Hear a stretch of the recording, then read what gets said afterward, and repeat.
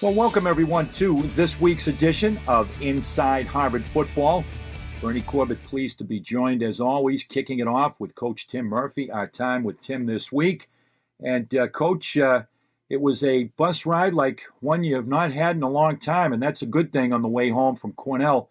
I know a disappointing loss, 17-14, a game that you led, but a game that the Big Red really took control on the line of scrimmage in order to come back. Well, as you and I always talk about, football, among all things, is a line of scrimmage game. And no matter how much skill you have at any level, that's the critical thing to understand. And our kids work their butt off, and we have great kids. But Cornell deserved to win. They controlled the line of scrimmage on both sides of the ball. They ran the ball, and even when they didn't score, they controlled the clock. They definitely controlled field position. And on the flip side of it, we really struggled to run the football against a very rugged Cornell front seven. Big turnaround there, Coach. We talked the last couple of weeks in particular, your success on the ground. The tables turned. You ran it for just 62. And as you alluded to, Cornell, 233 yards in the 59 attempts. They had a pretty good balance, kind of a three-pronged attack. But in particular, Chris Walker, he was Ivy League all-star caliber player a year ago. 93 on the ground, was also very effective getting the ball to him out in space as a receiver with 6 catches for 57. No question. And it's funny, we weren't going in, and I said to Coach Larkin, my meeting with the defense every Friday, I said, what's your biggest concern? I said, Chris Walker. He's very, he's a very underrated player. They should get the ball more to him, and you would think someone had a bug in the room.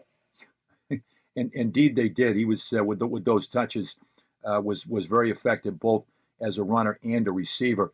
Your most effective play offensively with the struggles of the running game, the seam pass was there big. Your two biggest plays on offense, the 36-yard touchdown pass to Jake Barron right down the seam. You hit a 34-yarder to Ryan Regan. That was one play that was there for Jake Smith during the afternoon. No question, and we're back to being a team that is really good at verticals. Always a staple on our offense. Wasn't so good a year ago.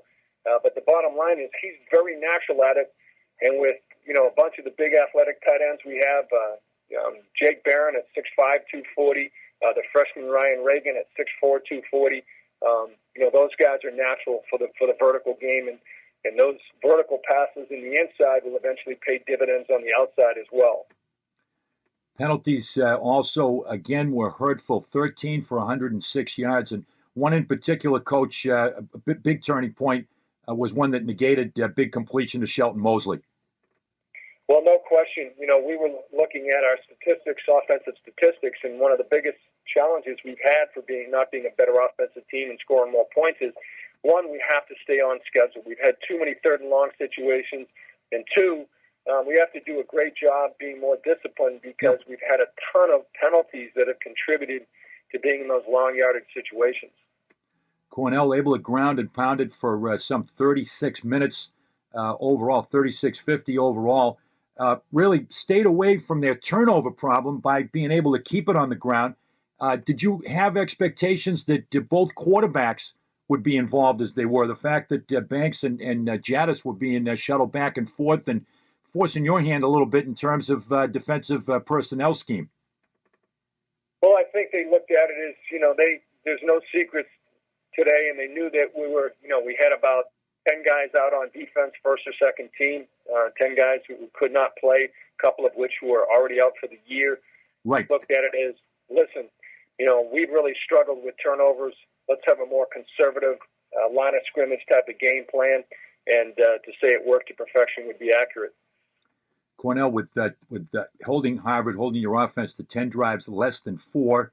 They had 6 drives longer than roughly 4 minutes at 3:56. You mentioned about as far as the health situation. Will that improve at all, Coach, this week? We talked about, it's funny, we talk from year to year. It's amazing how it's not only injuries, but it seems like it almost becomes like contagious where you get hit at one or two particular units. You're feeling that right now at linebacker, and you're feeling it on the offensive line. Oh, I think the bottom line is, kids are bigger, stronger, faster these days, and it's become a year-round sport. That's the good news. The bad news is there's a lot more soft tissue injuries, and there's a lot more injuries overall, even though the game may have seemed more violent back in the 70s, 80s, 90s, and before. You're looking at what Cornell was able to do. Anything always after a game such as that, anything that really surprised you, they did reel it in, and it seems like they were absolutely working that zone read approach to perfection in terms of being able to find openings with their three running backs. Well, they're definitely able to find openings in the zone read running game, and they did a good job even on the perimeter when they threw the screen, which we consider that just the pitch part of the option. Yeah. They did a great job with that. They were very, very conservative, very, very consistent, and the bottom line is that they technically had about 240 yards rushing, but if you add the screen pass, the pitch element of the read zone option, they probably had closer to 300 yards rushing. And you did have one opportunity on the field goal game, as it turned out, after taking the 14-0 lead. You had McIntyre, not an easy one, 43-yarder. Mays was able to cash in his, and as so often, Coach, it can be one or two plays, and the one or two plays might not be offensively or defensively, but the one or two plays that can swing the proceedings can be in the special teams game, can be in the kicking game.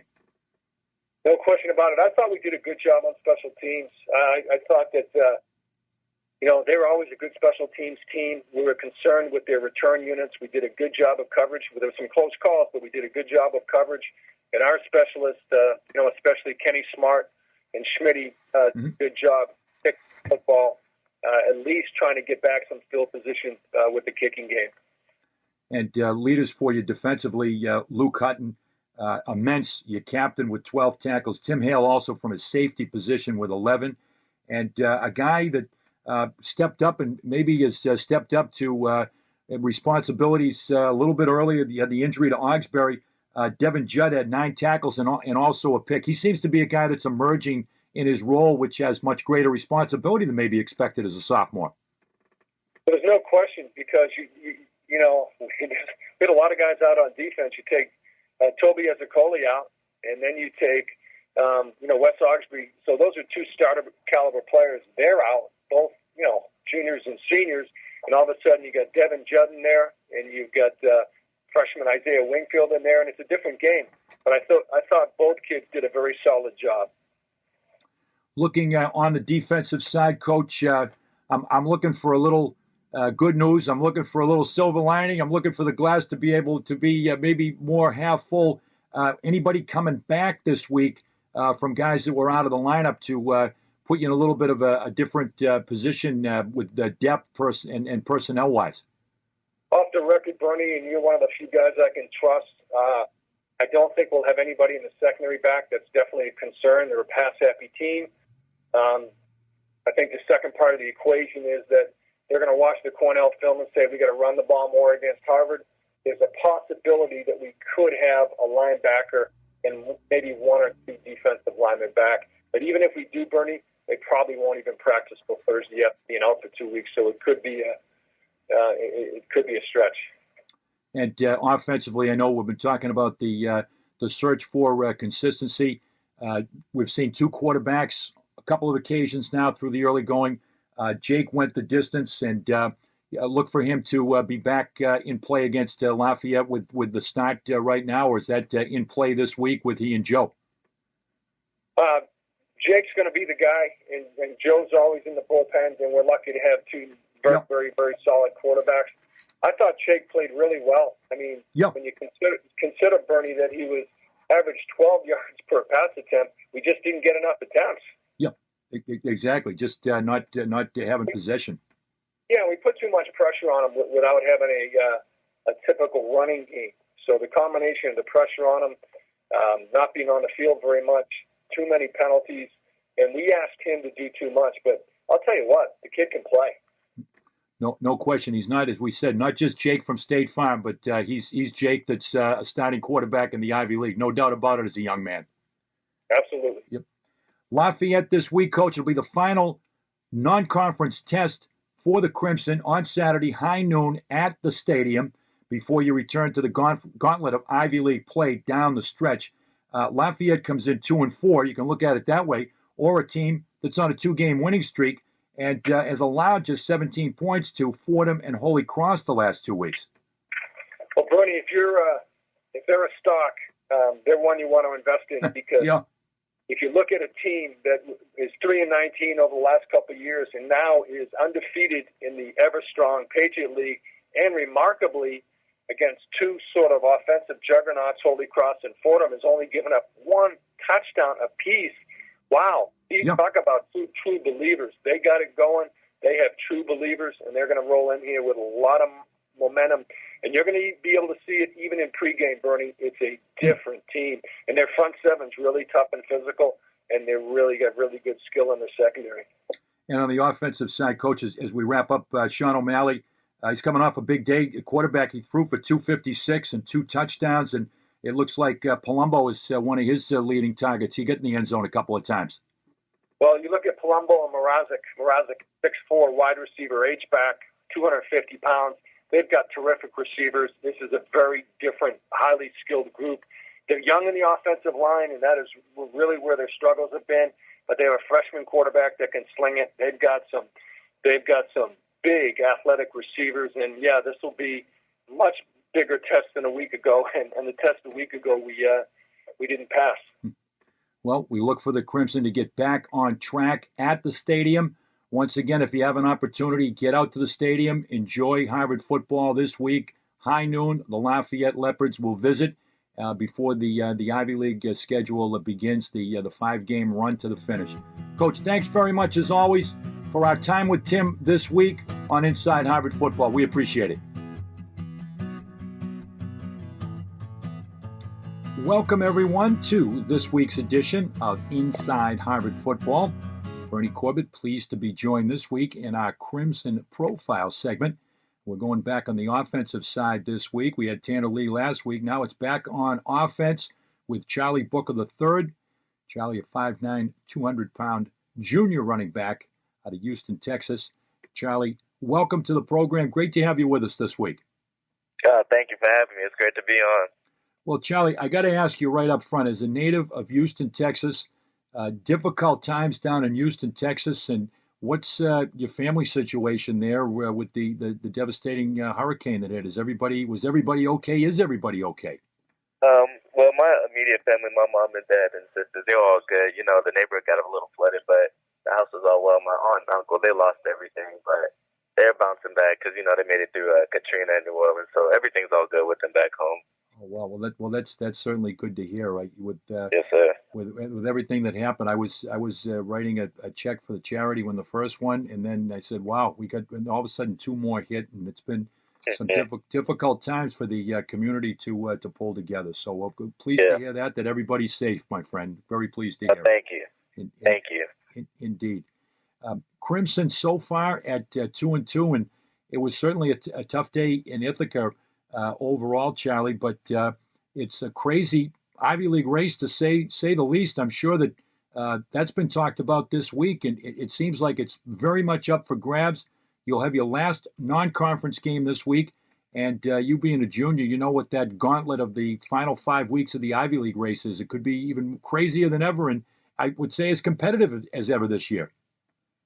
Oh, it definitely is. You know, you really got to take each game one at a time this year, because I mean, that you don't really know who's really going to be great this week. Anybody can rise out, so anybody can beat anybody this year. So you really just got to focus and take things one at a time. You've taken a big step forward this year, and with your responsibilities running the football, and it started on opening day, despite coming out in the short end against Rhode Island.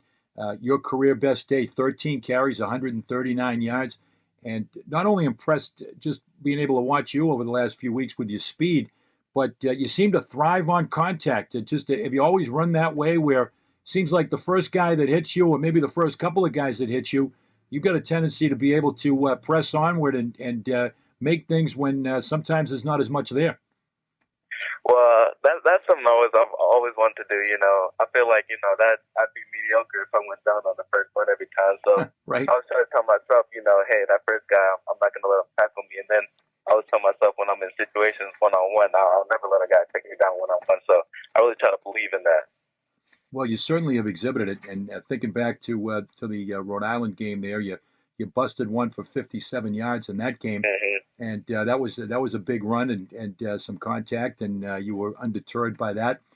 You followed it up with the Crimson getting in the win column, all-important Ivy League game back at the stadium, and 13 carries for 77 yards, and found the end zone not once but twice. You've had a knack of getting there. You followed that up again with 2 touchdowns against Georgetown.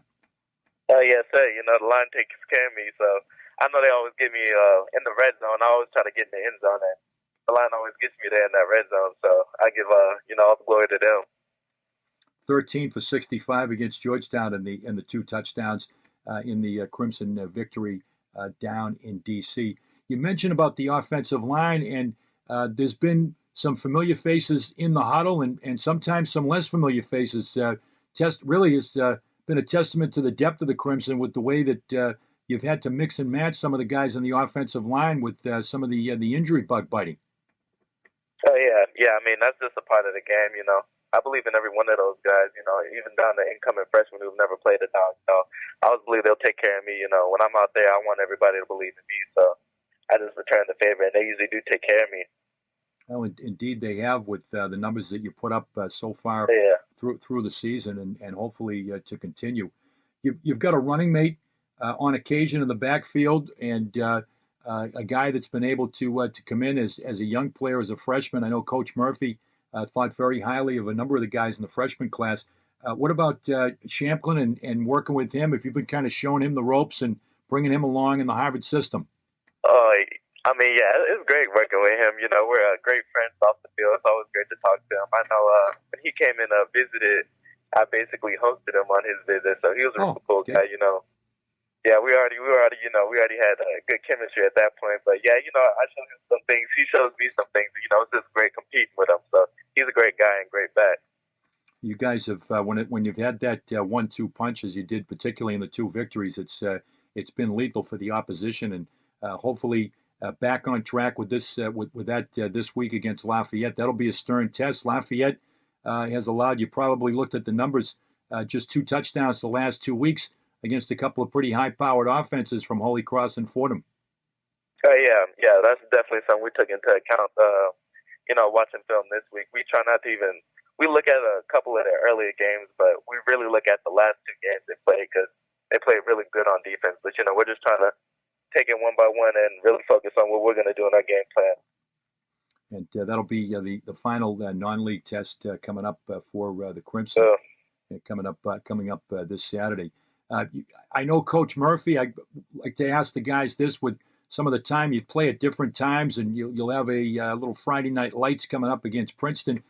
Noontime. You like those noontime starts? I know Coach Murphy would like to play at about 8 a.m., but what about the noontime start for you, Charlie? You find yourself pretty highly functional when the bell rings at noon? Oh yeah, I love it. I really prefer a game at noontime on Saturdays because it's just great to have that college football feeling, really, and that really just it just I don't know, it's just something about the air at noon on Saturday just makes you really ready to play ball, and that's the hottest time too, so I like that because down from Houston, Texas, it gets hot down there, and it gets 60 degrees is cold for me. So if I could get the hottest time of the day, that's perfect for me. It's 60 degrees. You're looking for a jacket. Most people are looking for relief when they're New Englanders. Believe me, take it from me. I know. I found that out the first spring when it was about 40 degrees. Everybody's like, "Oh man, it's warm out today," and I was still freezing. little bit of an adjustment coming to Cambridge, the school, that's for sure. And, no question. And you alluded to I would assume playing in a football hotbed such as Texas and Houston and Cypress High School. You were senior captain. You were all district. You were twice all district, twice team MVP. Played all the way to a state championship game. Unique experiences. To give us a little perspective about what it was like to be in such a football-centric area. It must have been pretty special for you. Oh, yeah, it's great. It's really great when you're putting in a lot of hours. Texas ball is a lot of hours. You'll probably get to school 45 minutes before class starts. You watch film.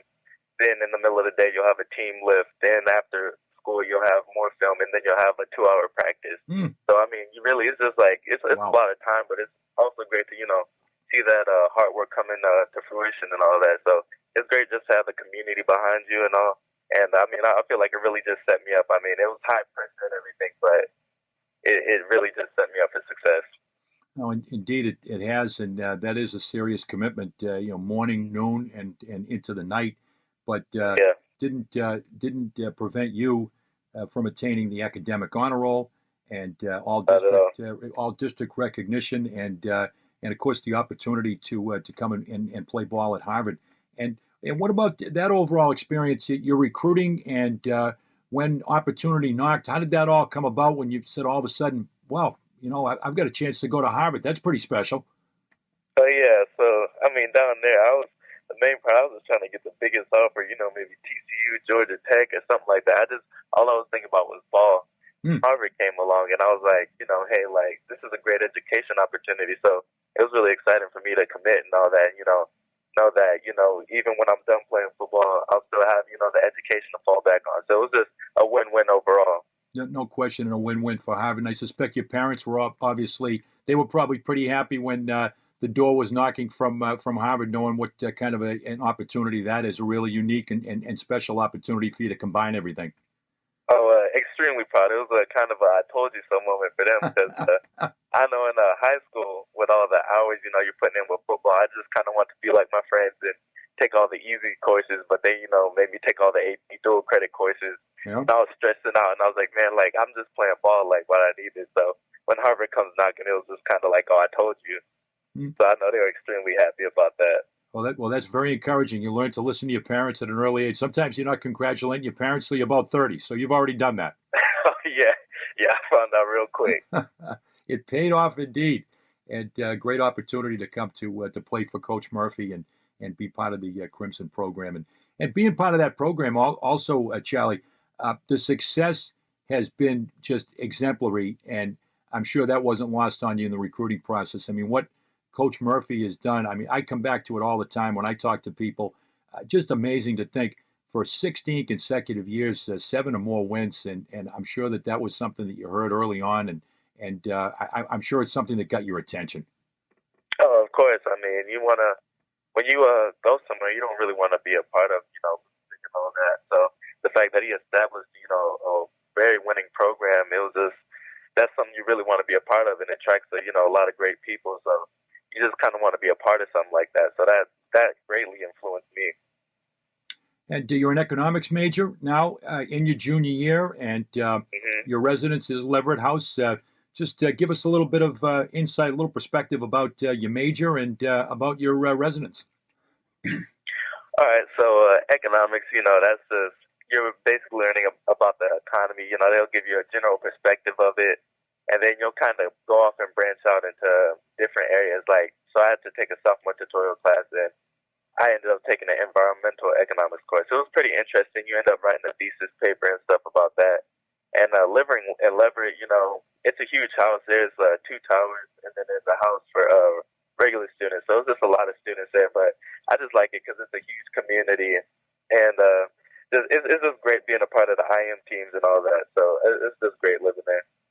Well, indeed, and glad that you're enjoying the experience, and hopefully the experience will be back in the win column with the Lafayette Leopards visiting the stadium on Saturday, and then once again it'll be that run down the stretch of Ivy League play for 5 weeks. Boy, the season goes by quick, doesn't it, though? Amazing. Oh, it does. It does. It absolutely does fly by. Yep, absolutely. Want to make the most of it from this point on and have a strong second half. And we'll be looking for you with those yards after contact and that low center of gravity for you, Charlie. I think that it works very well for you and your style.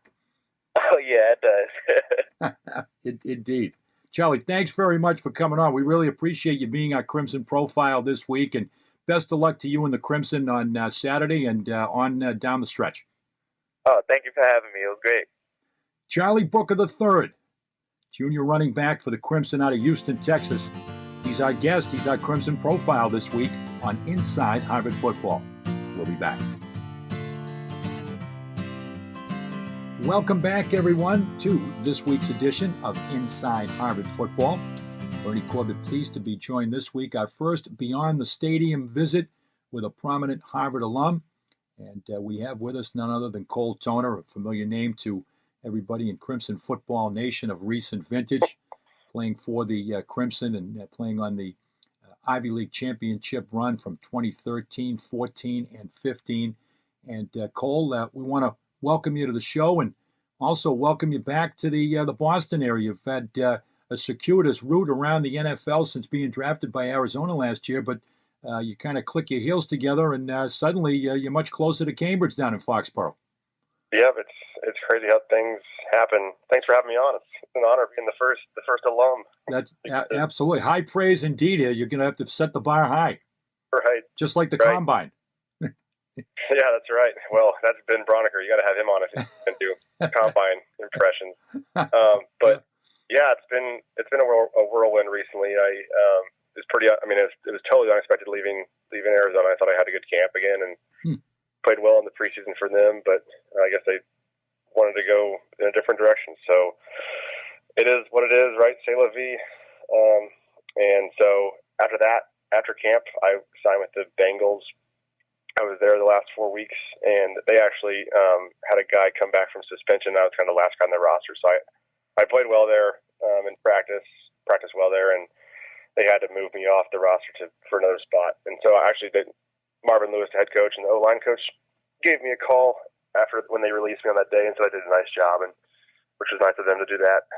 So they wanted, if they could, to get me back when they had a roster spot, but you just never know. And then I had some workouts and worked out with the Patriots, well, actually 2 days ago, and they signed me up for the workout. So that's really cool. It's great to be back, and it's quite a place to end up. You know, being from Indianapolis originally, I wasn't always the biggest Patriots fan, and moved out here, right? Right. You garner so much respect for them. But yeah, actually, I just actually kind of got hurt today, which is not great, but we'll see what happens with all that, and it's great to be here now. And you realize why they have so much success. I've already realized that, in just being in the building. They just, the amount of detail put in to everything, from scouting to scouting other teams to players to our practice detail, the way you're coached, you can tell I have so much success. I would imagine meticulous would come to mind. There's not too many things that are not too many things that are left to be unearthed, I would suspect, around Foxborough, around Gillette. Yep. Right. No detail is overlooked. Indeed, with the success, the Patriots being really a flagship franchise that they have been. And interesting to note, for those that might have forgotten, we're talking to a native of Greenwood, Indiana, and you were very much on the other side of that rivalry and one of the great NFL rivalries of recent vintage between Indianapolis and New England. Right, I was. But, at this point, being in the NFL, that's all. That means nothing, right? I'm here to work hard, do whatever I can for the team, and it's awesome being a Patriot, so it's pretty cool. And looking back, once again, the success that you enjoyed at Harvard, 3-year start, a 4-year letter winner at the all-important manning that right tackle position, attaining All-Ivy status, first team both in your junior and senior years. But overall, it's all about the wins and losses, and just a remarkable run of success. And I talk to everybody about it, Cole, what Coach Murphy has done, and you probably give your perspective, you can weigh in your insight, but I just keep coming back to that 16 years of 7+ wins, 16 consecutive years is just amazing. You were a big part of that from through 13 through 15. Those 3 years were banner years. Well, I'm just so fortunate that I was a part of it, that they recruited me, and I was able to make the decision to go there, and Coach Murph believed in me. And I mean, that's an amazing stat. Like you said, I think another amazing stat is us being 36-4 in my 4 years there. So, right. I don't know what winning percentage that is. That's awesome. And I guess I had some individual accolades while I was there, and as a team we had a lot of accolades as well. But just the relationships I have with those guys, and that I've forged through those 4 years, that they'll last a lifetime. And I keep in touch with my best friends every day. Did in different text groups and calling guys and seeing how they're doing, and a lot of them actually are on other NFL teams. I think, Yeah. When the year we didn't win the Ivy League championship, which was my freshman year of my 4 years there, we had 11 guys in that roster that are in the NFL. So, I mean, that's an amazing thing for Harvard. It certainly is. I mean, maybe a D1 school, let alone a D1 AA FCS school, or let alone an Ivy League school. So it was a special time in those 4 years, I think, even in Harvard history, amongst Harvard history, but especially for me and I mean, my family and my parents, and I know all my friends and their parents too. It was a lot of fun. And I think in particular with the accolades that you did receive was the academic status, academic all-Ivy status, and really the most prestigious. And I talk to people that follow college football all the time. If they don't know what the William V. Campbell Award is, I tell them that is the academic Heisman. That's a combination. That's the Renaissance men of the classroom, right. The field. Yeah, that was an honor to be. Absolutely, in the community. And you were a semifinalist for that award. I was, yeah. I didn't quite reach the finalist level, but that's all right. It was an honor to be involved in that. You talked about coming to Harvard, and I'm always interested in the story behind the story, if you will, about your particular recruiting. All-state in the state of Indiana. How did that come about, and what was the initial knock at the door from Harvard? You knew you had an opportunity to come to a really special place. I did, and I got the letter, my first letter from Ivy League schools. I think Harvard was the first one, and then Princeton and Dartmouth and Brown started recruiting pretty heavily after that. But after my junior season, kind of that spring, I started getting letters. And, I mean, my dad and I, we actually, we were kind of college football junkies when I was growing up, so we watched college football all the time on Saturdays, and you'd see an Ivy League game, and of course we knew the schools and everything, but we'd actually watch a few of the games every once in a while just to see what that was like. And there's a graduate from my high school, Nate Laurie, that went to Yale earlier in 2000, so we were kind of familiar with the Ivy League a little bit, and so, he and I always thought it would be a pretty cool place to end up if I ever had that shot, which I didn't necessarily think I did. I was kind of leaning towards hopefully attending like a Big Ten school for football. But those Big Ten offers never came. I thought I could play anywhere in the country. I mean, I was a little light coming out as a senior. I was 255, 260, which, I mean, I knew I could gain a lot of weight. I knew I could gain a lot of strength in a college program. It would just be a matter of time. And I guess some programs didn't believe in that in me, but I knew I'd work hard, and I had the athleticism and the build to have success anywhere in the country, I thought. The Big Ten schools never came calling. MAC schools recruited me pretty hard. Cincinnati recruited me. Had a preferred walk-on to IU, Indiana. But I mean, it came down to Harvard and Princeton, and once I visited Harvard, I mean, I just knew it was a spot for me. Just seeing the guys that were on that team and the fun they had together, like on my recruiting visit, those nights, seeing how witty, fun they were, but also how, they're all kind of blue collar guys. That's the guys we try to recruit at Harvard. Hard workers, guys who won't take anything for granted. So, I mean, it was the best decision of my life, and I wouldn't regret it. Big Ten loss was definitely Harvard's gain. It amazes me. You were confident in your ability, and also you were confident, as you just outlined for us. Hey, I knew that I could be able to put on weight, strength. I mean, were they looking at the wrong guy? You're not 5'10". I would have looked at him and said, yeah, I think this guy can beef it up a little bit and strengthen up a little bit. I thought so too, and I had really good film. Yeah. Coming out of high school, I don't know if maybe my program was. I didn't go to any state championships, which I think kind of helps. That publicity. I was from a very good program. We won a lot of state championships for Everon College. But in my 4 years there, we didn't really get super far in the tournament. So maybe that was a factor in it. But what's done is done. It's not a big deal now. It ended up being great. Yeah, absolutely. No regrets, to say the least. And you talked about the numbers, 36-4 over the 4-year period. And once again, I couldn't come up with the percentage. I didn't come to the calculator quick enough. Neither one of us, I was a political science major myself, you in government, so neither one of us could just master that math quickly, Tom. So Cole, we'll have to take a flyer on that one anyway. We'll take a mulligan. But 36-4 and 36.4 points, ironically enough, was what the Crimson averaged your final season in 2015, and 474 yards per game. I don't know those numbers. You had guys like you and Adam Redmond and Anthony Fabiano. I mean, you look at it. That was an NFL caliber. It's been proven. It was an NFL caliber offensive line that was opening the holes and protecting the quarterback.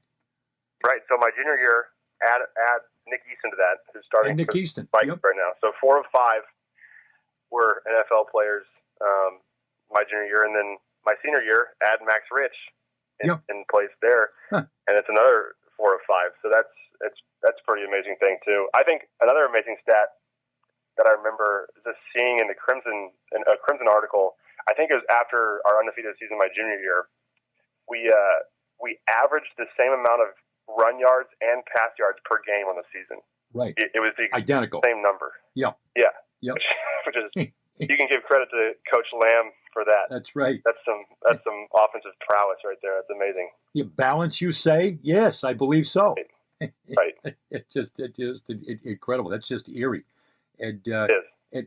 And you look at a couple of different positions. Way back, they used to call Penn State linebacker U with all the players at that position. They used to send to the NFL for so long. But I mean, the Crimson are really it's O-line U and maybe H-back tight end U with the number of guys even more on that the rosters. Yeah.